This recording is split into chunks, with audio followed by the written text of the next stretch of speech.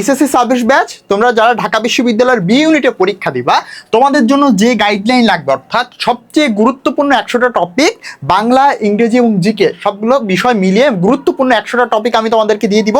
এই গাইডলাইনের বাইরে বা এই টপিকগুলোর বাইরে তোমাকে কিছু পড়তে হবে না। তো সবার আগে একটা বিষয় যেটা হচ্ছে তোমরা অলরেডি জেনে গেছো যে 19 ডিসেম্বর হচ্ছে তোমাদের বি ইউনিটের ভর্তি পরীক্ষা অনুষ্ঠিত হবে।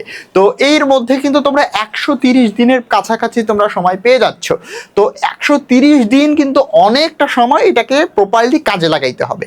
আর একটা বাস্তবতা আমি তোমাদেরকে বলে শুরু করি, সেটা হচ্ছে দেখো, তুমি অ্যাডমিশন পিরিয়ডে চান্স পাবা কি না এটা নির্ভর করতেছে সম্পূর্ণ তোমার উপরে, মানে তোমার নিজের পড়ার উপরে। হ্যাঁ, কোচিং তোমাকে গাইডলাইন দিবে, কোনো ভাইয়ার ভিডিও, কোনো ভাইয়ের ক্লাস, কোনো অনলাইন প্ল্যাটফর্ম, অফলাইন প্ল্যাটফর্ম, যেখানেই তুমি যাও না কেন তোমাকে গাইডলাইন দেওয়া হবে, বিষয়গুলো কিভাবে পড়তে হয় এটা ধরিয়ে দেওয়া হবে।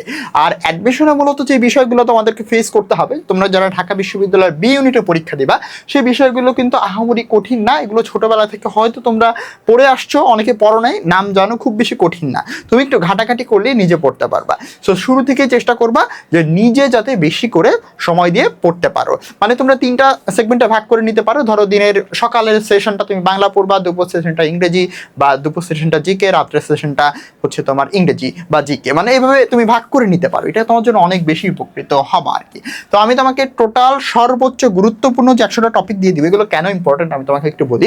দেখো, তুমি নিজে এগুলো বের করতে পারবা, বাট তোমার 30-40 দিন সময় চলে যাবে, কারণ অ্যাডমিশন তো তুমি আর আগে দাও নাই, তাই না? এই এইচএসসি কমপ্লিট করেছো, অনেকের 1-2টা পরীক্ষা বাকি আছে। তো এইচএসসি পরীক্ষাটা দেওয়ার পরে না হচ্ছে তুমি অ্যাডমিশনে আসবা, ঘাটাঘাটি করবা, তারপরে তুমি জানতে পারবা, তাই না? তা আমি আগেই তোমাকে একদম শুরুতেই কোন কোন বিষয় আসলে তোমাকে পড়তে হবে, কোন বিষয়গুলো জানতে হবে, সেগুলো তুমি নোট ডাউন করে ফেললে মাত্র 2 মাসের মধ্যে হচ্ছে তুমি সব কিছু কমপ্লিট করে ফেলতে পারবা। আসলেই সম্ভব, এবং এইটা রুটিনটা আমি তোমাকে দিয়ে দিব। এরপরে তুমি জাস্ট রিভিশন দিবা। অনেকটা সময় এবার তোমরা পাচ্ছ, সর্বোচ্চ কাজে লাগাইতে হবে ভাইয়া, এইটাই হবে মোটো। আমাদের যে ইউটিউব চ্যানেল, এটাতে তুমি একদম সিরিজ আকারে নানা বিষয়ের ক্লাস, বাংলার সব বিষয়ের ক্লাস, ইংরেজি, জিকে সব কিছু পাবা, প্লাস হচ্ছে গাইডলাইন সেশন প্রত্যেকদিন রাত 9টার দিকে, আনুমানিক রাত 9টার দিকে হচ্ছে আমরা আপলোড করে দিব এই চ্যানেলে। তো দেখো, বাংলার ক্ষেত্রে সবার প্রথমে যেই টপিকটা আছে সেটা হচ্ছে বাকযন্ত্র ও ধ্বনি ও বর্ণ। এই টপিকটা হচ্ছে সবচাইতে বেসিক, এই টপিকটাই তোমাকে আগে পড়তে হবে।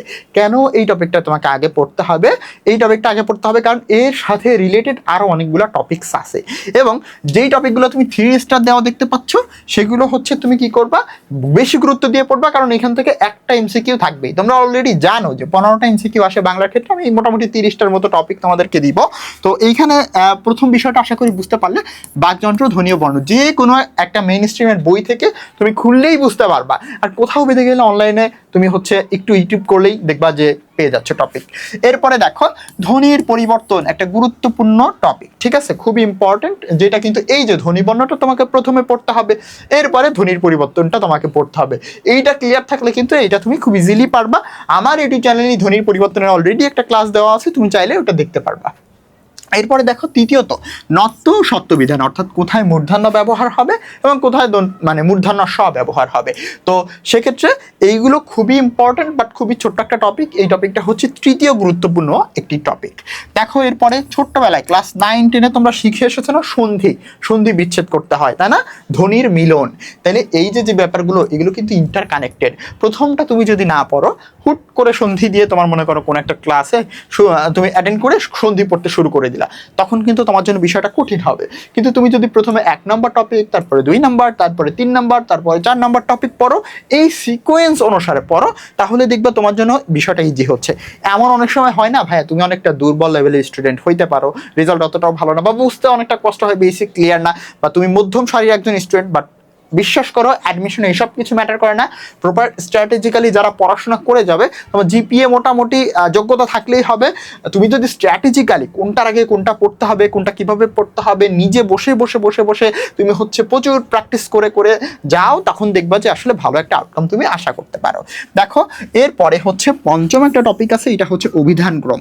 এই টপিকটা থেকে ঢাকা বিশ্ববিদ্যালয়ে 15টা এমসিকিউ আসবে বাংলায়। তাহলে এই বি ইউনিটে 15টার মধ্যে এইখান থেকে তুমি একটা পাবা, এইখান থেকেও শিওর তুমি একটা পাবা। এটা হচ্ছে অভিধানক্রম, খুব বেশি একটা বড় না, বুঝছো? এই টপিক পড়তে ধরো তোমার 3-4 ঘন্টা লাগবে, এইটা হয়তো 2 ঘন্টায় পড়ে ফেলতে পারবা, এটা 1 ঘন্টা, এইটা হয়তো 2 দিন সময় নিয়ে তুমি 2 ঘন্টা করে পড়লা, এইটা ধরো তুমি 1 ঘন্টা বা 1.5 ঘন্টা প্র্যাকটিস করলা। সো এইভাবে করে তোমাকে আগাতে হবে।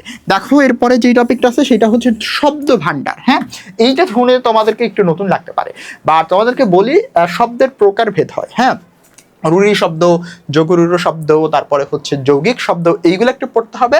আরেকটা বিষয় সেটা হচ্ছে এই যে বিভিন্ন শব্দ যেগুলো আমরা ব্যবহার করি, যেমন এই যে কলম, কলমও কিন্তু একটা বিদেশি শব্দ। এই কোনটা কোন ভাষার শব্দ, যে কোনো একটা বই তোমরা চুজ করতে পারো, সেটা হতে পারে অভিযাত্রী, বাংলা বিচিত্রা, যেটা তোমার ভাল লাগে, রিপ্রেজেন্টেশন যেটা ভাল লাগে সেটা নিবা, নিয়ে হচ্ছে তুমি সুন্দর করে এগুলা অল্প অল্প করে পড়ো। কারণ যেহেতু এখানে একটু মুখস্থ ব্যাপার স্যাপার থাকবে যে কোনটা কোন ভাষার শব্দ, আমি আশা করি তোমাকে বুঝাইতে পারছি।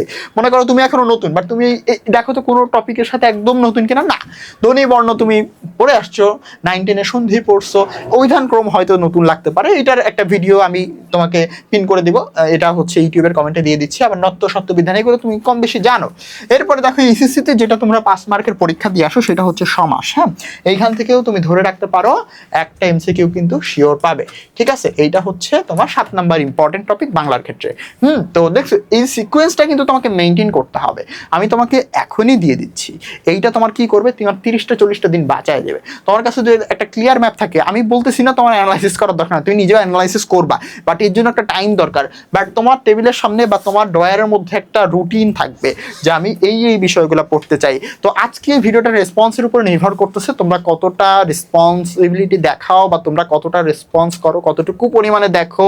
হ্যাঁ, এইগুলোর উপরে নির্ভর করতেছে আমি তোমাদেরকে প্রথম 60 দিনের জন্য কিভাবে পড়বা তার রুটিনটা তোমাদেরকে দিব কিনা। যদি রেসপন্স ভালো থাকে তাহলে ডেফিনেটলি আমি কষ্ট করে তোমাদের জন্য প্রথম 60 দিনের যে রুটিন বা প্ল্যান সেটা কিন্তু আমি তোমাদেরকে দিয়ে দিব, যেখান থেকে তুমি বাংলা, ইংরেজি, জিকে 3টা সাবজেক্টের প্রত্যেকদিন কতটুকু পড়তে হবে এটা এনশিওর করতে পারবে। এবং এটা কিন্তু সবার জন্য, যে দুর্বল যে সবল সবার জন্যই কিন্তু। হ্যাঁ, সব ধরনের স্টুডেন্টের জন্য, সব ধরনের স্টুডেন্টরা পারবে, ওইভাবেই আমি রুটিনটা তৈরি করবো। ক্লিয়ার? এরপরে দেখো 8 নাম্বার টপিকটা হচ্ছে উপসর্গ। আরেকটা বিষয়, আমাদের ইউটিউব চ্যানেলে কিন্তু এই সিরিজ আকারে ক্লাস আসবে, এটা কিন্তু তোমার জন্য জানাই রাখি, সিরিজ আকারে ক্লাস আসবে, প্লে লিস্ট আসা শুরু হবে সপ্তাহ খানিকের মধ্যে, আমি তোমাদেরকে দিয়ে দিব। ঠিক আছে, পুরো সিরিজ। হ্যাঁ, ইউটিউব থেকে তুমি ফ্রিতে সব ক্লাস করে ফেলতে পারবা, so no tension. YouTube channel আমি তোমাকে নামটা লিখে দিচ্ছি, যারা ইউটিউব দেখতেছো তারা তো দেখতেছোই, দীপস ক্লাসরুম, এটার মধ্যে থেকে তুমি সুন্দর করে ঢুকে ক্লাসগুলো করতে পারবা। মানে 1 সপ্তাহ সময় নিয়ে আমি তোমাদের জন্য গুছিয়ে সবগুলো কন্টেন্ট একসাথে পাবলিশ করব। এরপরে দেখো পদ প্রকরণ, এইখান থেকে তুমি আশা করতে পারো একটা প্রশ্ন পাবা। পদ প্রকরণ কি? বিশেষ্য, বিশেষ্য, তারপর হচ্ছে বিশেষণ, সর্বনাম, ক্রিয়া, অব্যয়। ঠিক আছে, এই বিষয়গুলো হচ্ছে পদ প্রকরণ। এগুলো তোমরা কম বেশি ছোটবেলা থেকে শিখে আসছো, বাট এখন এইটা একটু ডিটেইলসে পড়তে হবে। তো আমি যে রুটিনটা তোমাদেরকে দিব এখানে বলা থাকবে কতদিন পর্যন্ত তুমি পড়বা, সব কিছু বেস্ট একটা গাইডলাইন ওখানে থাকবে। এরপরে দেখো কারক ও বিভক্তি, এটা থেকে মাঝে মাঝে কোশ্চেন আসে। কারক ও বিভক্তিও খুবই গুরুত্বপূর্ণ একটি টপিক বাংলার জন্য।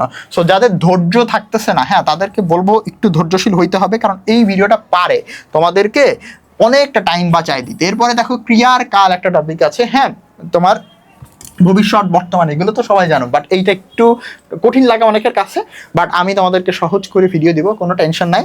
এরপরে দেখো বাক্য প্রকরণ। হ্যাঁ, সরল বাক্য, জটিল বাক্য, যৌগিক বাক্য, এগুলো থেকেও অনেক সময় ক্ষেত্র বিশেষ প্রশ্ন হয়, বাট এই যে স্টার্ট দেওয়া টপিক, এগুলো থেকে মনে করবা অবশ্যই প্রশ্ন আসবে। এরপরে দেখো 13 নম্বর টপিক, এগুলো কিন্তু খুব বেশি সময় লাগবে না তোমার, বুঝছো? ধরো তুমি প্রথম টপিকটা একটু বড় আছে, এইটা 2 দিন পড়লে পরে 2 ঘন্টা করে পড়লেই হয়ে যাবে। তো বাংলা জন্য তুমি 2 ঘন্টা পড়বা না, সামনের কতদিন তোমাদের অ্যাডমিশনের জন্য মোট পাচ্ছ তোমরা 130 দিন। আমি তোমাদেরকে বলবো অনেকে হচ্ছে লাকি, আবার অনেকে চিটাগাং বোর্ডে যাদের পরীক্ষা এখনো হয় নাই তাদের বিষয়টা আসলে এখনো অনিশ্চিত, তোমাদের নতুন রুটিন দেওয়া হবে, সেই অনুযায়ী তোমরা মানে পরীক্ষা শেষ করবা। তো তারাও অল্প অল্প করে চাইলে যদি তোমার অ্যাডমিশন আগায় রাখতে চাও তোমরা এটা করতে পারো, অনেকেই কোয়েশ্চেন টোয়েশ্চেন করো। তো তোমাদের জন্য আমি বলবো যে স্ট্রিমের সাথে থাকতে, নাইলে কিন্তু সমস্যা হয়ে যেতে পারে হ্যাঁ ভবিষ্যতে। তো দেখো এই টপিকগুলো আধা ঘন্টা, 1 ঘন্টা, 2 ঘন্টার বেশি লাগবে না কোনো টপিকই পড়তে। এরপরে দেখো ধাতু। ধাতু এই টপিকটা একটু জটিল আছে, জটিল না, একটু মনে রাখতে হয়।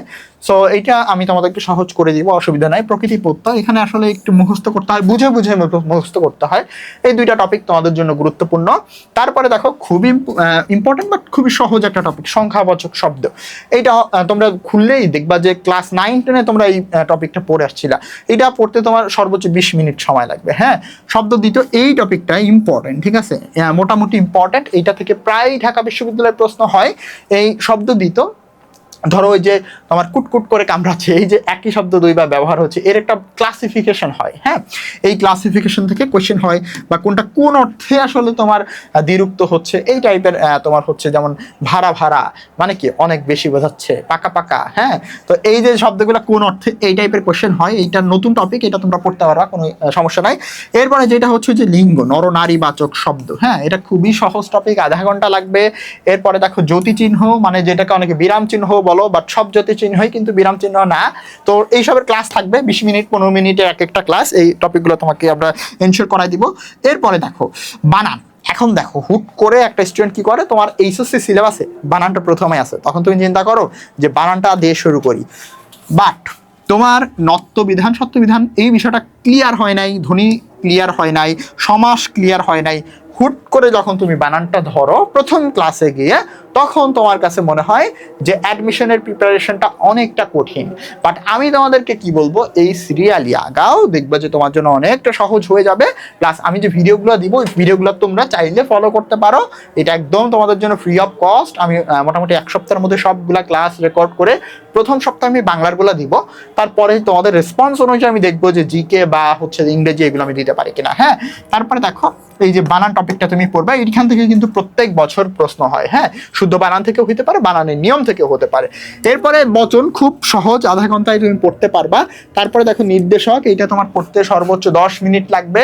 ছোট্ট ছোট্ট টপিক কিন্তু। হ্যাঁ, আমি তোমাদেরকে সবগুলো টপিকই দিয়ে দিচ্ছি, মানে যেহেতু এখন তুমি একদম মানে শুরুর দিকে আছো, তাই না। 130 দিন যে সময়টা, তার মধ্যে মোটামুটি আমি তোমাকে বলবো 60 দিন বা 50 দিন এই টপিকগুলো তুমি যদি নিয়মিত পড়ো, তোমার কমপ্লিট হয়ে যাবে। এই রুটিনটাও কিন্তু আমি তোমাদেরকে দিয়ে দিব। এরপরে দেখো বাক্য নিয়ে পড়াশোনা করবা। বাক্য নিয়ে একটু পড়াশোনা আছে, খুব বেশি ইম্পর্টেন্ট না, তারপর আমরা সবগুলো টপিকই প্রথমে পড়াশোনার মধ্যে রাখবো। এরপরে দেখো কিছু টপিক আসবে। এই টপিকগুলো আসলে তোমার প্রত্যেকদিন 4টা-5টা করে পড়তে থাকবে, ঠিক আছে। যেমন কি এই বাগধারা, এখান থেকে কিন্তু একটা প্রশ্ন আসবেই। বাগধারা হচ্ছে এমন শব্দ বা এমন শব্দগুচ্ছ যেগুলোর আবিধানিক অর্থ, মানে তোমার অভিধান বা ডিকশনারি খুলে যে অর্থ পাওয়া যায়, বাস্তবে সেই অর্থ প্রকাশ করে না। যেমন কি ঢাকের কাঠি, মানে মনে করো না ওই যে কিছু থাকে না যে মনে করো চাটুকার টাইপের, তাদেরকে বলা হয় ঢাকের কাঠি, মানে যা দরকার তাই করতেছে। হ্যাঁ, মনে করো অফিসে থাকে না, অফিসের মধ্যে একজন থাকে যে হচ্ছে বসের পা চাটা আর কি, ঠিক আছে, ওইগুলাকে বলা যায় ঢাকের কাঠি। তো এইরকম আর কি, ঠিক আছে। তো এই বাগধারাগুলো তোমরা এখান থেকে একটা প্রশ্ন পাবা, এবং প্রত্যেক দিন তুমি 5টা করে পড়লেও 120 দিন পরে 1000-এর কাছাকাছি হয়ে যাবে। হ্যাঁ, 5-6টা করে পড়বা।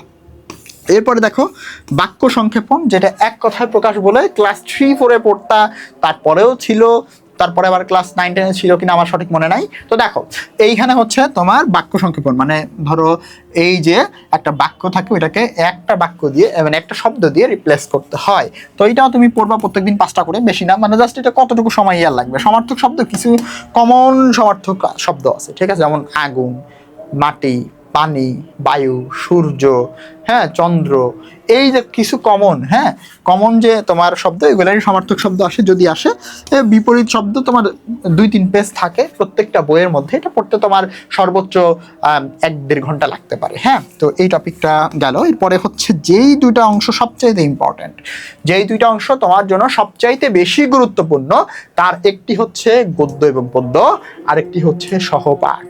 আচ্ছা, তোমরা কি জানো যে কতটা এমসিকিউ আসবে? তোমরা তো অলরেডি জানো যে বাংলার জন্য তোমাদের কতটা আসবে, 15টা এমসিকিউ আসবে, নম্বর হচ্ছে 15, তাই না? তো এই 15টা এমসিকিউ এর মধ্যে তুমি ধরে রাখতে পারো কমপক্ষে 5টা, হ্যাঁ, ইভেন তোমার 7টা, 5 থেকে 7টি এমসিকিউ হবে মূল বইয়ের সিলেবাসের অন্তর্ভুক্ত গল্প, ঠিক আছে। তোমার ওই যে 12টা গল্প আছে না, গল্প বা যেটাকে আমরা সুন্দর করে যদি বলি গদ্য, হ্যাঁ, এবং পদ্য, মানে তোমার যে কবিতাগুলো, এইগুলো এর সাথে সহপাঠ, ঠিক আছে, এর সাথে সহপাঠের 2টা। হ্যাঁ, তো এই জায়গাগুলো খুব ভালো করে পড়তে হবে। এই জায়গাগুলো কিভাবে পড়বা, প্রত্যেকটা দেখো প্রত্যেকটা গল্পের ভিতরের যে তথ্য সেগুলো তো জানবাই, পাশাপাশি তুমি ওর ভিতরে কি গ্রামার আছে, হ্যাঁ শব্দার্থ আছে, কবি পরিচিতি আছে, পাঠ পরিচিতি আছে, ইভেন বইয়ের এমসিকিউ সব কিছু খুব সুন্দর করে তোমাকে পড়তে হবে। হ্যাঁ ভিতরে একদম অ্যানালাইসিস করে করে, যেটা রিটার্নের জন্য কিন্তু তোমার কাজ করবে। সো আমি তোমাকে বললাম কি অর্ধেকের কাছাকাছি 40-50% নাম্বার কিন্তু তুমি এখান থেকেই পাবা। ইভেন এমনও হইতে পারে, ধরো তোমার একটা সমাসের প্রশ্ন আসলো, সেটার একটা লাইনের মধ্যে ওই ওই সমাসবদ্ধ পদটা ছিল, গল্পের একটা লাইনের থেকে তুলে দিছে, বা গল্পের একটা লাইন থেকে বললো এটা কোন পদ, বা গল্পের একটা লাইন থেকে কারক নির্দেশ করতে দিল। তো এই টপিকগুলো তোমার কাছে কঠিন মনে হতে পারে, সমাস, কারক, সন্ধি, বাংলা মনে হয় অনেক কঠিন, আসলে একদম না। আমি তোমাদেরকে 7 দিনের মধ্যে কথা দিচ্ছি যে সবগুলো টপিকের ভিডিও আমার এই ইউটিউব চ্যানেল দীপস ক্লাসরুম, এটার মধ্যে তোমাদের জন্য প্লেলিস্ট আকারে দিব, এবং সেই ক্লাসগুলো শুরু থেকে সিকোয়েন্স অনুসারে যদি তুমি করতে পারো, তোমার কাছে বাংলা খুব ইজি লাগবে। মোটা এখানে যতগুলো টপিক তুমি দেখতে পাচ্ছ, এতগুলো টপিক যদি তুমি পড়ো, তাহলে তোমার বাংলা প্রথম পত্রের মানে প্রথম পত্রের যে বই সেটা তো কভার হবে, প্লাস হচ্ছে তোমার MCQ part A to Z complete হয়ে যাবে। হ্যাঁ এর বাইরে আর কিছু আসবে না। এবং স্টার্ট দেওয়া যে টপিকগুলো বললাম, স্টার্ট দেওয়া টপিকগুলো কিন্তু খুব বেশি গুরুত্ব দিতে হবে, কারণ এখান থেকে মাস্ট একটা কোয়েশ্চেন আসবে। তো তোমাদেরকে ধৈর্য ধরতেই হবে, ভালো কিছু পাইতে হলে একটু বেশি সময় ধৈর্য ধরে ভিডিওটা দেখতে হবে। ক্লিয়ার? এখন আমি তোমাদের সাথে কথা বলবো ইংরেজি নিয়ে। ইংরেজিতেও একই 15টা এমসিকিউ আসে। ক্লিয়ার? তো ইংরেজি জায়গাটা অনেকটা ভয়ের জায়গা। আমি বলবো ঢাকা বিশ্ববিদ্যালয়ের ইংরেজি জায়গাটা হচ্ছে সবচাইতে সহজ আসে প্রশ্ন। হ্যাঁ ইংরেজি তুমি বলতেই পারবা এই জায়গা থেকে কোশ্চেন আসে। ইংরেজিটা হচ্ছে তোমার 2-3টা বিষয়ের উপরে নির্ভর করে। প্রথমত হচ্ছে তুমি মুখস্থ করতেছো কেমন, ইংরেজির মধ্যে কিছু মুখস্থ জায়গা থাকে, এই জায়গাগুলো নাম্বার তোলা সহজ। দ্বিতীয়ত তুমি কত বেশি প্র্যাকটিস করতেছো। তৃতীয়ত তুমি সিকোয়েন্স অনুযায়ী পড়তেছো কি না। অ্যাডমিশনে তোমরা মোটিভেশন হারাবা সামনের 1 মাসের মধ্যে বা 15 দিনের মধ্যে, কেউ 7 দিনের মধ্যে মোটিভেশন হারাই ফেলবা যদি তুমি সিকোয়েন্সটা না ধরতে পারো, যদি তোমার কাছে ক্লিয়ার না থাকে যে তোমাকে কি কি পড়তে হবে। এই বিষয়গুলো খুঁজতে খুঁজতে যদি তোমার 40-50 দিন চলে যায়, তখন তুমি কি করবা। বাট আমি তোমাকে বলতেছি, আমি তোমাকে টপিক দিয়ে দিব আজকে, এবং এর নেক্সট ভিডিওটা হবে রুটিনের ওপরে, যে কতটুকু পড়াশোনা তুমি নিজে করবা। ভাই এইসব কোচিং ব্যাচ, তারপরে হচ্ছে টিউশন, সব কিছুরই দরকার আছে, কিন্তু তোমার নিজের পড়া লাগবে। ভাই নিজের পড়াটা তুমি পড়বা। আসলে কেউ তোমাকে এখানে পুরো হাতে ধরায় শেখায় দেবে না। তোমাকে যে যত কথাই বলুক, অ্যাডমিশনের বাস্তবতা, আমরা পরীক্ষা দিয়ে আসছি, হ্যাঁ বিভিন্ন জায়গায় পড়ে টরে দেখছি, লাস্টে নিজেরই পড়তে হয়েছে। হ্যাঁ নিজেই পড়াশোনা করছি, খুব বেশি একটা কোচিং, খুব বেশি একটা ক্লাস লাইভ ক্লাস দরকার পড়ে নাই। ভাই যারা খুব বেশি বুদ্ধিমান তারা কিন্তু মোটামুটি বলতে গেলে বেসিক টেসিক মোটামুটি জানে, বা যদি নাও জানে, ইউটিউব থেকে তুমি ভালো ভালো ক্লাস পাবা, সব বিষয়ের উপরে সহজ করে বোঝা দেওয়া আছে। ঠিক আছে? এমন কোনো বিষয় নয় যে বিষয়ের উপরে ক্লাস নাই। তুমি জাস্ট নিবা, একটু স্মার্ট হও। হ্যাঁ এখানে তোমাকে ক্যালকুলেটিভ ডিসিশন নিতে হবে, প্রত্যেকটা বিষয় নিয়ে তোমাকে অনেক বেশি ক্যালকুলেটিভ হইতে হবে। ঢাকা বিশ্ববিদ্যালয়ে তুমি চান্স পাবা তোমার পড়াশোনা দিয়ে, ঠিক আছে? অন্য তোমাকে দেখায় দিবে, অন্য তোমাকে হয়তো বুঝাই দিচ্ছে এই সিস্টেমে পড়ো, বাট আলটিমেটলি তোমাকেই কিন্তু তোমার পড়াটা পড়তে হবে, এটা বারবার মনে রেখো। ইংরেজিতে আমি 3টা বিষয় তোমাকে বলছি, মেমোরাইজিং পার্টটা স্ট্রং রাখতে হবে, হ্যাঁ তারপরে হচ্ছে সিকোয়েন্সটা মেনটেন করতে হবে, আর একটা বিষয় সেটা হচ্ছে কনসেপ্ট মোটামুটি ক্লিয়ার করতে হবে। ঠিক আছে? প্রত্যেকটা বিষয় কনসেপ্ট ক্লিয়ার আর প্রচুর প্র্যাকটিস। হ্যাঁ তো এবারে দেখো, প্রথম যেই টপিকটা তুমি পড়বা, অনেকে তোমাকে পার্টস অফ স্পিচ দিয়ে শুরু করতে বলবে, বাট আমি এইটা তোমাকে ডিমোটিভেট করব। ঠিক আছে? শুরু করবা তুমি টেন্স দিয়ে, শুরু করবা তুমি টেন্স দিয়ে। টেন্স মানে বাক্যের গঠন। পার্টস অফ স্পিচ, এখন তোমার বাক্য তো তোমরা 12 বছর ইংরেজি পড়াশোনা করতেছো, বাক্য গঠন তোমরা পারো, 12টা টেন্সের ভাগ আছে, টেন্সটা আগে পড়ে ফেলো, এইটা দিয়েই শুরু করা উচিত আমি মনে করি। দেন তুমি পার্টস অফ স্পিচ আসো। এটা কেন বললাম আমি একটু পরে বলবো, যে কেন তোমাকে টেন্স দিয়ে আমি শুরু করতে বলতেছি। এরপরে তুমি পড়বা হচ্ছে নাউন, খুব সহজ, একদিন পড়লেই দেখবা যে ক্লিয়ার হয়ে যাচ্ছে নাউন ক্লিয়ার। এরপরে কি পড়বা? প্রোনাউন পড়বা। এরপরে কি পড়বা? প্রোনাউন পড়বা। তারপরে কি? ভার্ব পড়বা। তারপরে কি পড়বা? অ্যাডজেক্টিভ। কোনটা কতদিন সময় নেওয়া উচিত তার রুটিন কিন্তু নেক্সট ভিডিওতেই তুমি পেয়ে যাবে। ঠিক আছে? নেক্সট আমার ইউটিউব চ্যানেলে এই ভিডিওটা তুমি পেয়ে যাবে। এরপর অ্যাডজেক্টিভ খুব বেশি বড় না, এখানে প্রোনাউনটা মোটামুটি বড় আর ভার্বটা মোটামুটি বড়। এগুলো ভয় পাওয়ার কোনো দরকার নাই, তুমি সিকোয়েন্স অনুযায়ী বোঝার চেষ্টা করবা। এটা নাম, এটা সর্বনাম, এটা কাজ, এটা হচ্ছে তোমার অ্যাডজেক্টিভ, মানে যেটার কি বলে বাংলায়, যাই হোক দেখো বিশেষণ। তো এরপরে দেখো এদিকে একটু সমস্যা হয়ে গেছে, দাঁড়াও এটা একটু ঠিক করি, একটু ইন্টারাপশনের জন্য সরি। দেখো এরপরে কি আসতেছে, আচ্ছা একটু একটু ইন্টারাপশনের জন্য সরি।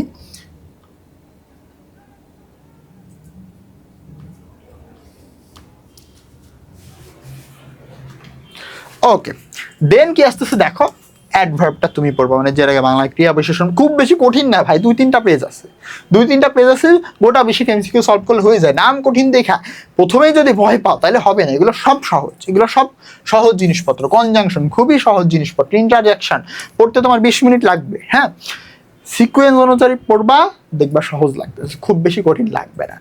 এরপরে দেখো নাম্বার পড়বা আর জেন্ডার পড়বা, এই দুটো একদম মুখস্থ লেভেলেরই। মানে কিছু অলিখিত নিয়ম আছে নাম্বারের ক্ষেত্রে, দিয়ে দিব, ক্লাস দিব, এগুলো আপলোড দিব, অসুবিধা নাই। এরপর দেখো জেন্ডার পড়বা। মানে তোমরা বাংলা ক্লাস যেমনটা করবা তার উপরে নির্ভর করতেছে। এরপরে জেন্ডার পড়বা। এরপরে দেখো এই যে 3টা টপিক মাস্ট পড়তে হবে, খুব সহজ টপিক, বাট এই 3টা টপিক তোমাকে পড়তে হলে তোমার যেই জায়গাটা ক্লিয়ার থাকা লাগবে সেইটা হচ্ছে টেন্স। খুব ছোট জিনিস বাট বড় অবদান রাখবে পরবর্তী পড়াশোনার ক্ষেত্রে। এটা হচ্ছে ভয়েস, আসার সম্ভাবনা আছে, খুবই ইম্পর্টেন্ট। ন্যারেশন, এই দুইটা তোমরা এইচএসসি লেভেলে পড়াশোনা করে আসো, বাট একটু ডিটেলসে পড়বা। বই বললে আমি তোমাদেরকে মাস্টার বইটা সাজেস্ট করব, সব বই ভালো, বাট মাস্টার বইটা আমি পড়ছিলাম, আমার কাছে ভালো লাগছে, তাই তোমাদেরকে সাজেস্ট করতেছি। দেখো রাইট ফর্ম অফ ভার্বস, এই জায়গাটা খুব বেশি কঠিন না, বাট অনেকগুলো রুলস আছে, সময় নিয়ে পড়বা। আমি রুটিনে কতদিন সময় নিবা কোনটার জন্য আমি দিয়ে দিব। 60 দিনের মধ্যে তুমি শেষ করতে পারবা, অল্প পড়ে, ঠিক আছে? টেকনিক্যালি পড়ে, সিস্টেমেটিক্যালি পড়ে 60 দিনের মধ্যে তুমি শেষ করতে পারবা এইসব টপিক। কেমনে করবা নেক্সট ভিডিওতে আমি বলে দিব তোমাদেরকে। তারপরে সাবজেক্ট ভার্ব এগ্রিমেন্ট, এটা কিছুটা মানে রাইট ফর্ম অফ ভার্বসের মতোই, দুটো একসাথে করেই পড়তে হয়। হ্যাঁ, মানে পরপর পড়তে হয়। এরপর একটা সহজ আছে টপিক, কন্ডিশনাল সেন্টেন্সেস, খুব ইম্পর্টেন্ট। দেখো তারপরে সেন্টেন্সেস পড়বা। সেন্টেন্সের মধ্যে যে অ্যাফার্মেটিভ, নেগেটিভ, ইন্ট্রোগেটিভ, এগুলো এক টাইপের আছে, আর একটা আছে সিম্পল, কমপ্লেক্স, কম্পাউন্ড। হ্যাঁ, এগুলা। আচ্ছা, এরপরে দেখো আর্টিকেলের নিয়ম পড়বা, এগুলো খুব সহজ, কোনো কঠিন পড়াশোনা এখানে নাই। হ্যাঁ, অ্যাপ্রোপ্রিয়েট প্রিপোজিশন, এটা প্রত্যেকদিন মুখস্থ করতে হবে। তো এটা রুটিনের মধ্যে দেওয়া আছে, প্রত্যেকদিন কোনগুলো মুখস্থ করতে হবে, কতগুলো করে, আমি রুটিনটা নেক্সট ক্লাসে দিব, বারবার বলতেছি। এরপর হচ্ছে প্রিপোজিশন। এখন প্রিপোজিশন এগুলো হচ্ছে বেসিক প্রিপোজিশন, হ্যাঁ, যেগুলো নিয়ম অনুযায়ী হয়। আইডেন্টিফিকেশন অফ ক্লজ, মাত্র 4-5 মিনিট লাগে এটা পড়তে। হ্যাঁ, আমি তোমাদেরকে ক্লাস দিব, মানে জাস্ট 4টা শর্টকাট আছে, 4টা শর্টকাট দিয়ে, 4টা না 3টা আছে, না 4টাই আছে, 4টা দিয়ে তুমি পারবা। তারপর আইডেন্টিফিকেশন অফ ফ্রেজ, খুবই সহজ, আইডেন্টিফিকেশন অফ ফ্রেজ গেল। তারপর অ্যাফার্মেটিভ, নেগেটিভ, এগ্রিমেন্ট, মাত্র 4টা রোল। 4টা লাইন মুখস্থ করাই দিব, দেখবা সব কোশ্চেন তুমি সলভ করতে পারতেছো। WH এমবেডেড কোয়েশ্চেন, 4-5টা রুলস আছে। হ্যাঁ, আমি বুঝাই দিব, দেখবা খুব সহজ লাগছে। এগুলো খুব বেশি তোমার হচ্ছে প্যারা দিবে না, তোমাকে প্যারা দিতে পারে যে জায়গাটা, সেটা হচ্ছে পার্টস অফ স্পেস। ওই যে ভাগগুলো পড়লা, এরপরে কিন্তু আরেকটা যে জায়গা তোমার পড়া লাগবে, মানে পার্টস অফ স্পেস আইডেন্টিফাই করা যায়, কোনটা কোন পার্টস অফ স্পেস। হ্যাঁ, তারপরে হচ্ছে interchange of parts of speech বলে একটা ব্যাপার আছে। হ্যাঁ, তারপরে আরেকটা আছে একই শব্দ, ঠিক আছে, বিভিন্ন পার্টস অফ স্পেস হিসেবে ব্যবহার হইতে পারে। হ্যাঁ, তো সেইগুলো একটু বুঝে বুঝে পড়তে হবে। তো তুমি যদি প্রথম থেকে ইফোর্ট দাও, টপিকগুলো একদম পড়ে আসো, মাস্টার বইটা নিতে পারো, ওই বই থেকে একদম টপিক ওয়াইজ একদম বুঝে বুঝে দেওয়া আছে, তারপর আমি ক্লাস দিব, সেগুলো দেখতে পারো, তাহলে তোমার খুব বেশি সমস্যা হবে না। ট্যাগ কোয়েশ্চেন যেটা এসএসসিতে ছিল তোমাদের। এরপরে আসবে মুখস্থ আইটেম। এরপরে মুখস্থ আইটেম কয়টা আছে দেখো, এই যে এই মুখস্থ আইটেম এখানে আছে হচ্ছে কয়টা, 5টা।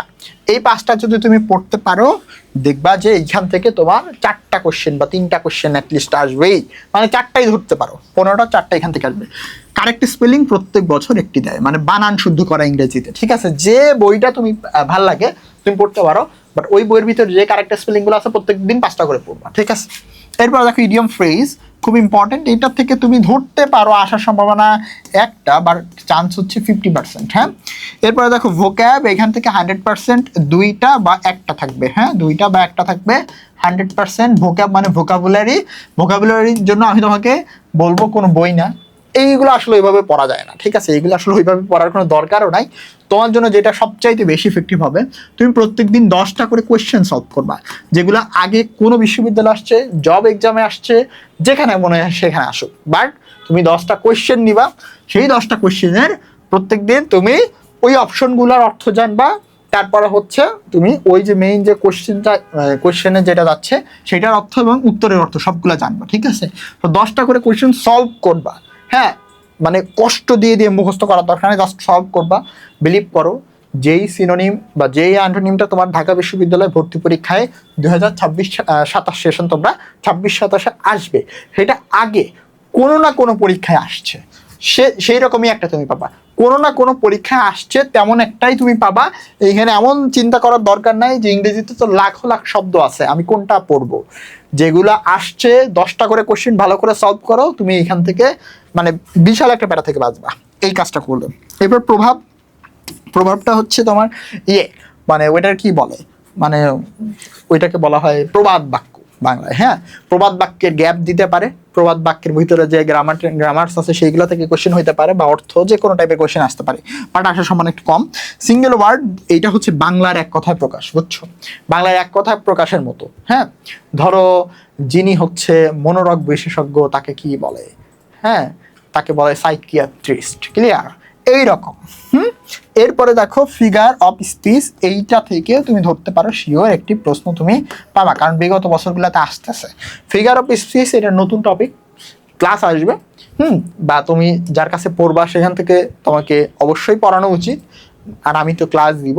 তো দেখতে পাচ্ছি এই তোমাদের ইংরেজির জন্য এইগুলো পড়লেই হবে, এই 30টা পড়লেই হবে। আর সবশেষে কারেকশন পড়বে, এটা তো মানে একদম ধরা কথা। এই কারেকশন থেকে প্রত্যেক বছর একটা করে কোশ্চেন আসে ঢাবিতে, কোনটা correct, which sentence is correct, which sentence is incorrect, এরকম। সব গ্রামার যদি তুমি পারো তাহলে কারেকশনও পারবা, তাকালেই ধরা পড়বে কোথায় ভুলটা আছে। খুব বেশি টপিক না কিন্তু, বুঝছো, মনে করো এইগুলো তুমি 5 বার রিভিশন দিয়ে যেতে পারবা। আমি আমার ইংরেজি 8 বার রিভিশন দিয়েছিলাম, 8 বার। আমি খুব বেশি নাম্বার যে পাইছি তাও না, বাট আমার ভালোই হয়েছিল। আমার 12টা হচ্ছে কারেক্ট হয়েছিল 15টার ভিতরে। আর মানে একটা ভুল গেছিল, বুঝছো, একটা ভুল গেছিল, আর 12টা কারেক্ট হয়েছিল, 13টা লাগাইছিলাম।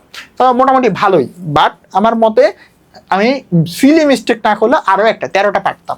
তো ইংরেজিতে তুমি চাইলে 15টার মধ্যে 15টাই পারতে পারো, কারণ খুব বেশি কঠিন হয় না ইংরেজি প্রশ্ন, কিন্তু খুব বেশি জটিল হয় না। তুমি যদি যত এই টপিকগুলো আছে যে কোনো একটা বই থেকে ভালো করে কোয়েশ্চেনগুলো সলভ করে যাও, যে কোনো একটা বই বলতে চটি বই না কিন্তু, একদম পাতলা যে বইগুলো ওইগুলো না কিন্তু, ঠিক আছে। তোমাকে পড়তে হবে যে মোটা ভালো ভালো মেইন স্ট্রিমের বই, ধরো তোমার অনেকগুলোর নামই আমি জানি, বাট আমি বলবো তোমাদেরকে পার্সোনালি মাস্টারটা প্রিফার করব, কারণ এইটা খুব ভালো একটা বই।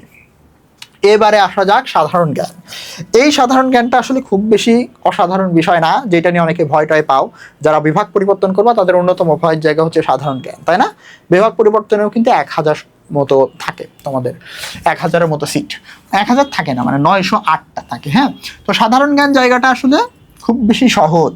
ঢাকা বিশ্ববিদ্যালয়ের সাধারণ জ্ঞান জায়গাটা খুব বেশি কাদের জন্য সহজ? যারা সাম্প্রতিক সব বিষয়ে চোখ কান খোলা রাখে। হ্যাঁ, সাম্প্রতিক সব বিষয়ে চোখ কান খোলা রাখে। সাম্প্রতিক থেকে তোমার নিম্নে 10টা, উচ্চে 13-14টা, আমার সময় 13টা আসছিল। অনেকে অপোজ করতে পারবা, বাট আমি দেখাই দিচ্ছিলাম যে আমার সময় 13টা আসছিল, ঠিক আছে। তো মোটামুটি বুঝতে পারতেছো, মিনিমাম 3 ভাগের 1 ভাগ নাম্বার আসবে সাম্প্রতিক জিকে থেকে। এর জন্য কি করবা, পরীক্ষার আগে বিভিন্ন ক্যাপসুল পাওয়া যায়, বা যে বিভিন্ন সাজেশন বইতে প্রথম অংশে সাম্প্রতিক থাকে, সব ভালো করে পড়তে হয়। নিয়মিত পেপার, পত্রিকা, টেলিভিশন দেখার দরকার নেই, সময়ের ওয়েস্ট, কারণ ওই সব ইম্পর্টেন্ট তথ্য তোমার জন্য কেউ দেখে গোছায় রাখতেছে। এইগুলা পড়াটা হচ্ছে ইম্পর্টেন্ট আগে, এরপরে আসতেছি মেইন টপিক। তোমরা জানো সাধারণ জ্ঞানে 2টা সেকশন থাকে, একটা হচ্ছে বাংলাদেশ পার্ট আর একটা হচ্ছে ইন্টারন্যাশনাল পার্ট। মানে প্রত্যেকটা বই এভাবে সাজানো থাকে, বাট এইভাবে না পড়ে তোমার টার্গেট থাকবে এক একটা টপিক শেষ করা, যেই টপিক থেকে তুমি ঢাকা বিশ্ববিদ্যালয়ে প্রশ্ন আশা করতে পারো। হ্যাঁ, তো দেখো সাধারণ জ্ঞান কোশ্চেনটা আগের বছরেরটা একটু কঠিন ছিল বিগত বছরগুলোর তুলনায়, বাট তারপরেও বলতে গেলে মোটামুটি তোমার ওই ধারার ভিতরেই আসে।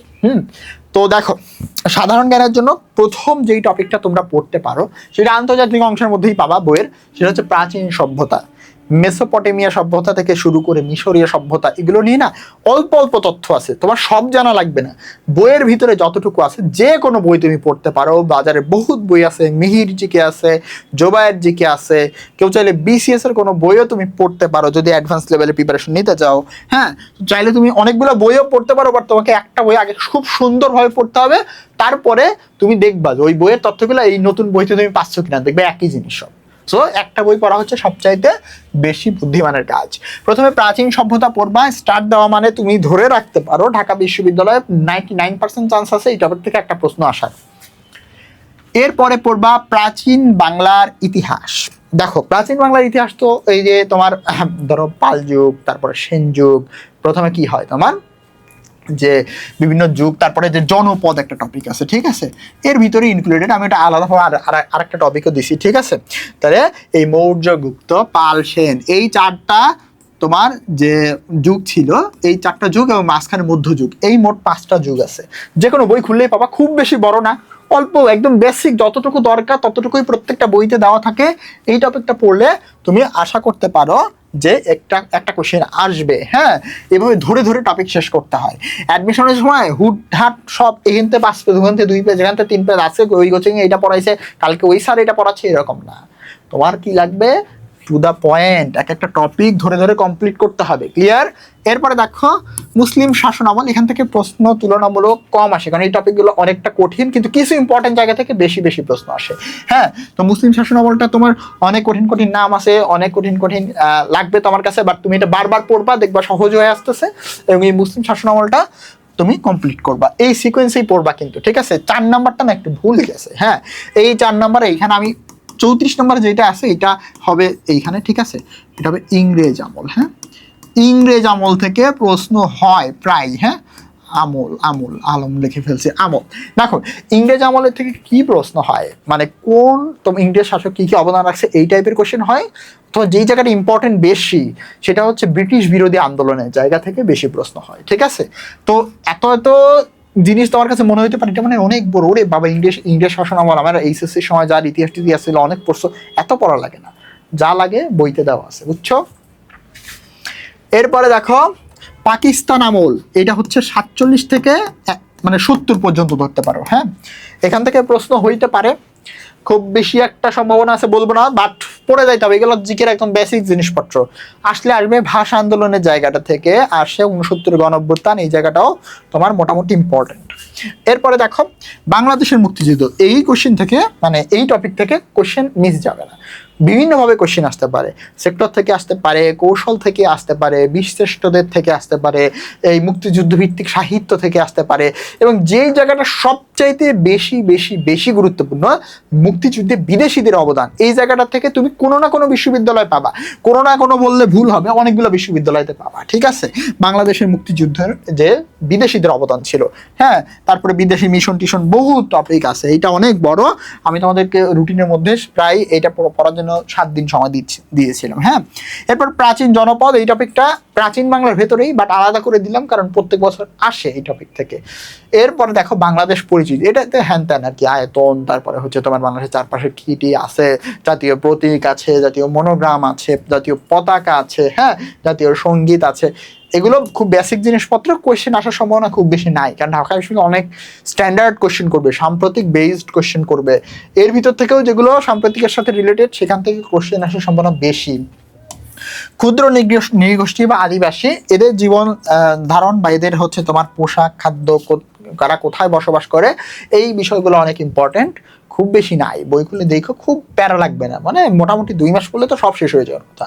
বাংলাদেশের সংবিধান খুব ইম্পর্টেন্ট, এখানে তোমার যে অনুচ্ছেদ আছে 157টা, তো সেই 157টা অনুচ্ছেদের একদম খুব সামারি পড়তে হবে।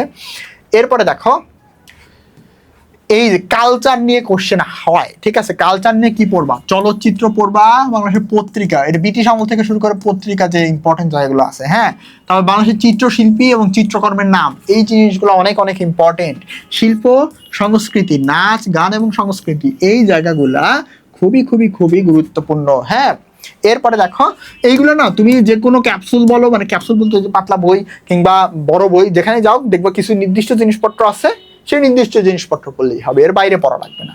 বাংলাদেশের প্রত্নস্থল, মানে যেগুলো হচ্ছে তোমার মানে ঐতিহাসিক গুরুত্ব সম্পর্কিত স্থান, আরেকটা পড়তে পারো সেটা হচ্ছে দর্শনীয় স্থান, দ্বীপ, বিল, পাহাড়, ঝর্ণা, হাওর বিল, এই সব আর কি। হ্যাঁ, আমাদের পরের বার একটা আসছিল মহেশখালী দ্বীপ নিয়ে, ঠিক আছে, যে একমাত্র পাহাড়ি দ্বীপ এরকম।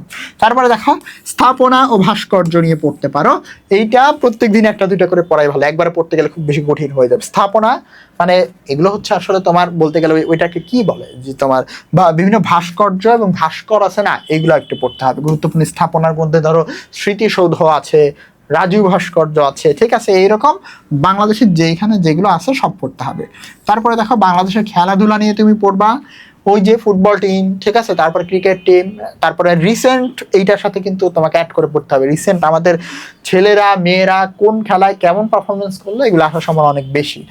এরপরে ইন্টারন্যাশনালের দিকে আমরা দেখলাম ইন্টারন্যাশনালে পড়াশোনা অনেক কম, খুব বেশি পড়াশোনা করা লাগে তা না, বাট দেশ পরিচিতিগুলো ভালো করে পড়তে হয়। দেখো আন্তর্জাতিক সংস্থা, এখান থেকে প্রত্যেক বছর পরীক্ষায় প্রশ্ন আসে। হ্যাঁ, এরপরে দেখো পুরস্কার, এই টপিক থেকে প্রত্যেক বছর পরীক্ষায় প্রশ্ন আসে, বিভিন্ন পুরস্কার কে পাইলো বা বিভিন্ন পুরস্কারের ইতিহাস, এগুলো থেকে প্রশ্ন আসে। এরপরে বিখ্যাত ব্যক্তিত্ব থেকে প্রত্যেক বছর প্রশ্ন আসে। এখন বিখ্যাত ব্যক্তিত্ব পৃথিবীতে অভাব আছে, অভাব নাই, তোমার বইয়ের ভিতরে যেগুলো আছে সেগুলাই পড়তে হবে, যে সক্রেটিস, প্লেটো, অ্যারিস্টোটল, আরো যারা যারা আছে বিখ্যাত ব্যক্তিত্ব, ঠিক আছে, নেলসন ম্যান্ডেলা, হ্যাঁ, এইগুলো নিয়ে তোমাকে পড়াশোনা করতে হবে, দেখবা বইয়ের ভিতরে আছে। গুরুত্বপূর্ণ চুক্তিগুলো নিয়ে পড়তে হবে, খুব বেশি ইম্পর্টেন্ট, হ্যাঁ, খুবই ইম্পর্টেন্ট। বিখ্যাত উক্তি মেলা মেলা মেলা আছে তা না, বাট তুমি ওই যে জোবাইয়ের জিকে খোলো, মেহের জিকে খোলো, যেগুলো আছে ওইগুলোই পড়তে হবে। বিখ্যাত উক্তি প্রত্যেক বছরই দেখবা এখান থেকে কোশ্চেন হয়। তারপর আরো একটা মোস্ট ইম্পর্টেন্ট ভৌগোলিক উপনাম, যেমন আফ্রিকার মানে সিং বলা হয় হচ্ছে তোমার ইথিওপিয়া, হ্যাঁ, এই দেশগুলোকে। তো এইভাবে উপনাম হিসেবে বাংলাদেশকে কি বলা হয় দেখো, এই যে বদ্বীপ বলা হয়, তাই না? তো এইগুলোকে আসলে তোমার জানতে হবে, হ্যাঁ, যে ভৌগোলিক উপনামগুলো। ধরো তোমার ওই যে যেগুলা স্ক্যান্ডিনেভিয়ান দেশ, হ্যাঁ, নরওয়ে, সুইডেন, ডেনমার্ক, এইগুলো একটু জানতে হবে, হ্যাঁ, ইম্পর্টেন্ট। তারপরে তোমার এরকম আরো আছে, বাল্টিক রাষ্ট্র বলে কোনো কোনো রাষ্ট্রকে, হ্যাঁ, ঠিক আছে। এরপরে দেখো বিভিন্ন দেশের পার্লামেন্ট নিয়ে জানতে হবে, খুব বেশি নাই, ওই 10-15টা আছে, ওইগুলো পড়তে হবে। বিভিন্ন দেশের সংবাদ সংস্থার নাম জানতে হবে, বিমান সংস্থার নাম জানতে হবে, গোয়েন্দা সংস্থার নাম জানতে হবে। এগুলা যদি পড়ো প্রশ্ন আসার সম্ভাবনা অনেক বেশি। এই এক পেজ করে আসে, এক পেজ পড়া খুব ইম্পর্টেন্ট। আন্তর্জাতিক দিবস, এখন যেহেতু কোশ্চেন একটু আপডেট হচ্ছে, আন্তর্জাতিক দিবস খুব বেশি যেগুলো গুরুত্বপূর্ণ সেগুলো পড়ে যাও, যেমন শ্রমিক দিবস 1 মে, নারী দিবস 8 মার্চ, এগুলো তো সবাই জানো, তাই না? জাতিসংঘ দিবস 24 অক্টোবর, এই বেসিক জিনিসপত্রগুলো তোমাকে জানতে হবে। হ্যাঁ, এরপরে যেটা তোকে 7 দিন 8 দিন দিয়ে পড়তে হবে সেটা হচ্ছে বিভিন্ন দেশ পরিচিতি, মানে বাংলাদেশ, ভারত এবং এশিয়া মহাদেশ, ইউরোপ মহাদেশ, আফ্রিকা মহাদেশ হিসেবে দেখবা যে এতটুকু আছে তথ্য, মানে কোনো বইয়ের এতটুকু কোনো দেশ সম্পর্কে আছে, 2-1 পৃষ্ঠাও আছে। ইম্পর্টেন্ট দেশগুলো সম্পর্কে একটু বেশি তথ্য আছে, এগুলো একটু পড়বা, খুবই খুবই ইম্পর্টেন্ট। এরপরে যে জায়গাটা বিখ্যাত বই এবং তাদের লেখক, খুবই ইম্পর্টেন্ট। এরপরে দেখো কোনটা আছে, বাংলাদেশের সরকার ব্যবস্থা নিয়ে পড়বা। এখন যেহেতু কোশ্চেনগুলো স্ট্যান্ডার্ড হচ্ছে, আমাদের সরকার রিসেন্টলি পরিবর্তন হয়েছে, তাই না? তারপরে হচ্ছে জুলাই বিপ্লব হয়েছে, তো সরকার ব্যবস্থার জিনিসটা ইম্পর্টেন্ট। হ্যাঁ, সরকার ব্যবস্থার কাছাকাছি প্রশ্ন তুমি পাবা। এটা ধরো 71-এর পর থেকে কোন কোন সরকার কোন কোন সময় ক্ষমতায় ছিল, কারা সংবিধানের কি করছে, কারা কতটুকু তোমার হচ্ছে সংশোধনী করছে, হ্যাঁ, এই বিষয়টা হেভি ইম্পর্টেন্ট, কিন্তু সরকার ব্যবস্থা নিয়ে তোমার প্রশ্ন হইতে পারে। বাংলাদেশের প্রাকৃতিক সম্পদগুলো নিয়ে পড়তে পারো, কয়লা, গ্যাস ক্ষেত্র ইত্যাদি আছে। শুরুতে সবই আমি তোমাদেরকে বলতেছি যে এই জিনিসগুলো তোমাদের জন্য গুরুত্বপূর্ণ। এবং তো প্রাকৃতিক সম্পদ গেল, এরপরে দেখো, এরপরে হচ্ছে আছে তোমার বাংলাদেশের শিল্প ও বাণিজ্য, খুবই ইম্পর্টেন্ট একটা টপিক। শিল্প ও বাণিজ্য নিয়ে তুমি 2 দিন পড়বা, তো এইটা রুটিনটা আমি দিয়ে দিব তোমাদেরকে, বারবার বলতেছি। এরপরে দেখো বাংলাদেশের অর্থনীতি নিয়ে তুমি পড়তে পারো 2 দিন। তারপরে বাংলাদেশের মুক্তিযুদ্ধ ভিত্তিক সাহিত্যগুলো পড়তে পারো। তারপরে হচ্ছে বিদেশিদের অবদান মুক্তিযুদ্ধে, খুবই ইম্পর্টেন্ট। দেন হচ্ছে আছে ইংরেজ আমল। ইংরেজ আমলটা আমি আগেই তোমাদেরকে মেনশন করছি, বাট 34 নম্বরে যেটা যাওয়ার কথা সেইটা আসলে কি, সেইটা আসলে হচ্ছে তোমার এই পেজে থাকবে, এই দেখো, সরি,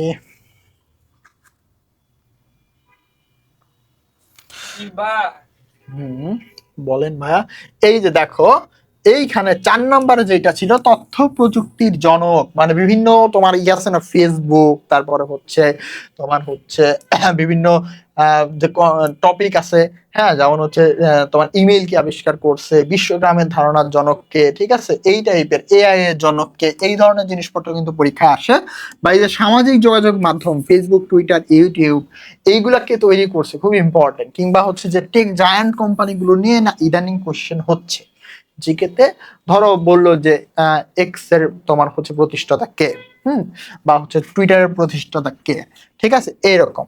তো এরপরে এই টপিক গুলো তো আমরা অলরেডি দেখছি, ঠিক আছে, এইটা আসলে 34 নম্বরে যাবে, ক্লিয়ার। তো এরপরে হচ্ছে তোমার যে টপিকটা আছে খুব ইম্পর্টেন্ট, দেখো নারী বিষয়ক যে টপিকটা, মানে নারীদেরকে নিয়ে যা কিছুই তুমি পড়বা সেটা ইম্পর্টেন্ট। কোনো সনদ হইতে পারে, বিশ্বের প্রথম নারী প্রধানমন্ত্রী হতে পারে, প্রথম নারী রাষ্ট্রপতি হতে পারে, হ্যাঁ, নারী বিষয়ক যেখানে যা কিছু পাবা সবই ইম্পর্টেন্ট। সাগর মহাদেশ এগুলো একটু লেস ইম্পর্টেন্ট টপিক, তারপর একটু আর্দ্র জানবা, তারপরে মুদ্রা রাজধানী লেস ইম্পর্টেন্ট টপিক। সাগর মহাসাগর এগুলো তুমি জানবা, এরপরে হচ্ছে মুদ্রা রাজধানী দিয়ে মোটামুটি জানবা। শেষে সবচাইতে বেশি গুরুত্বপূর্ণ যেটি, সেটি হচ্ছে সাম্প্রতিক। তো সাম্প্রতিকটা তোমরা এখন থেকেই পড়তে পারো, কারণ 6 মাস আগেরটাও আসে, আর পরীক্ষা 5-7 দিন আগে যে ঘটছে ওইটাও দেখবা আসতে পারে। হ্যাঁ, তো সাম্প্রতিক নিয়ে সবচেয়ে বেশি সিরিয়াস হও, কারণ এইখানে তোমার নাম্বার 15-র কাছাকাছি, 10-এর উপরে। ঠিক আছে, 9টার নিচে আসবে না, 8টা 9টা আসবেই আসবে সাম্প্রতিক থেকে। তো সাম্প্রতিক খুবই খুবই গুরুত্বপূর্ণ। তো আজকের এই ভিডিও যদি তোমরা দেখো, তাহলে আমি নেক্সট পার্ট দিব রিটেনের জন্য। রিটেনের জন্য আগে থেকে প্রিপারেশন নেওয়াটা অনেক অনেক বেশি বুদ্ধিমানের কাজ। আমি তোমাদেরকে পিডিএফটা দিয়ে দিব, ভিডিও যারা শেয়ার করলে আমি তোমাদেরকে পিডিএফটা দিয়ে দেবো, পিডিএফ থেকে দেখে নিবা। ক্লিয়ার? তো বাংলা, ইংরেজি এবং জিকে এই টপিকগুলো যদি তুমি সুন্দর করে কমপ্লিট করতে পারো, তাহলে দেখবা খুব ইজিলি তুমি কমপ্লিট করে ফেলতে পারবা জিকে প্রিপারেশনটা। আর একটা বিষয়, আমি রুটিনটা তোমাদেরকে পাবলিশ করে দিব, সেটা হচ্ছে 50টা দিন পড়াশোনা করলে দেখবা এই টপিক শেষ হয়ে যাচ্ছে, এবং এর পরের 10টা দিন যদি তুমি পড়ো, দেখবে একবার রিভিশন হয়ে যাচ্ছে। মানে যারা প্রথম থেকে ভালো করে পড়াশোনা করবা, সিস্টেমেটিক ওয়েতে পড়াশোনা করবা, ঠিক আছে, তারা দেখবা যে আরামসে তোমাদের ব্যাপারগুলো শেষ হয়ে যাচ্ছে, এবং তুমি 10 দিনের মধ্যে আরো একবার সবচেয়ে ইম্পর্টেন্ট টপিকগুলা রিভিশন করতে পারবা। সো নেক্সট ভিডিও তোমাদের জন্য থাকবে যে প্রথম দিককার রুটিন কেমন হওয়া উচিত, কেমন ঘন্টা পড়াশোনা করা উচিত, তুমি যেই লেভেলের স্টুডেন্টই হও না কেন। আর আজকের এই ভিডিওটা তুমি শেয়ার করে ফেলো, তুমি ইউটিউবে দেখলে, ফেসবুকে যেখানে দেখো না কেন, শেয়ার করলে আমি তোমাকে এর টোটাল পিডিএফটা তোমাকে ওই ড্রাইভ লিঙ্ক আকারে লিঙ্কটা দিয়ে দিব। হ্যাঁ, তো অল দ্য বেস্ট, সবাই প্রিপারেশন ভালোভাবে শুরু করো।